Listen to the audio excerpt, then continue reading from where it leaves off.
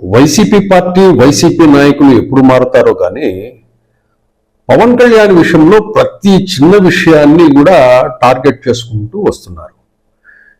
గత 5 సంవత్సరాల పాలనలో పవన్ కళ్యాణ్ టార్గెట్ చేసి వైసీపీ పార్టీ ఏం కోల్పోయిందో కూడా వాళ్ళకు బాగా తెలుసు.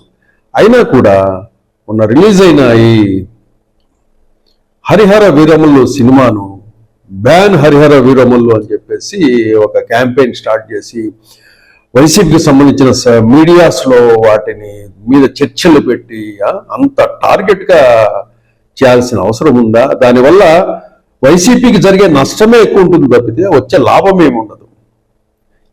దాని గురించి పవన్ కళ్యాణ్ నిన్న జరిగిన సక్సెస్ మీట్లో ఏమన్నాడో ఒకసారి చూద్దాం. ఇది it's not about success, it's not about this, it's about conveying a thought to the public. It all depends how will public receive. ఏ చెప్తాను నేను కొంతమంది బాయ్కాట్ చేస్తాం, నెగిటివ్ రివ్యూస్ అంటే ప్లీజ్ గో అహెడ్, నాకు అసలు ఇబ్బంది లేదు. ఎందుకంటే నేను రోడ్డు మీదకి వచ్చి నేను ఏమనుకుంటాను, చాలా సార్లు నేను సినిమాలు ఆడనివ్వు, నేను రానివ్వు అంటే ఎక్కడో నెల్లూరులో ఉండి చిన్న వీధుల్లో పెరిగినోండి, ఇక్కడ దాకా రావడమే గొప్ప.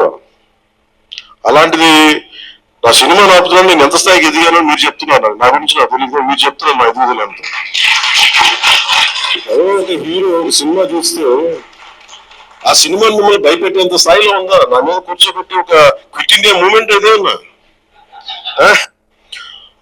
ఇది it's not about success, it's Pawan Kalyan ఇప్పుడు నా సినిమా గురించి మీరు ఇంత చర్చ పెట్టారంటే నేను ఎదిగినట్లే, నా సినిమా బాగున్నట్లే, అది అవసరమా అని చెప్పేసి ఇటువంటివన్నీ చేయటం వల్ల వచ్చే లాభం లేదనేసి కూడా క్లియర్ కట్గా చెప్తున్నాడు. ఏదేమైనా కూడా పవన్ కళ్యాణ్ ఇంకా టార్గెట్ చేసి వేధించడంలో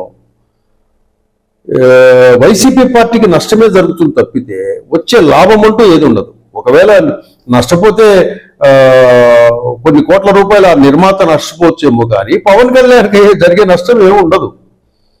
ఇది దృష్టిలో ఉంచుకునేసి సినిమాలను వేరుగా చూడండి, రాజకీయాలను వేరుగా చూడండి అనే అంశంపై వైఎస్ఆర్సీపీ నాయకులు, వైఎస్ఆర్సీపీ పార్టీ కాన్సన్ట్రేట్ చేస్తే బాగుంటుంది.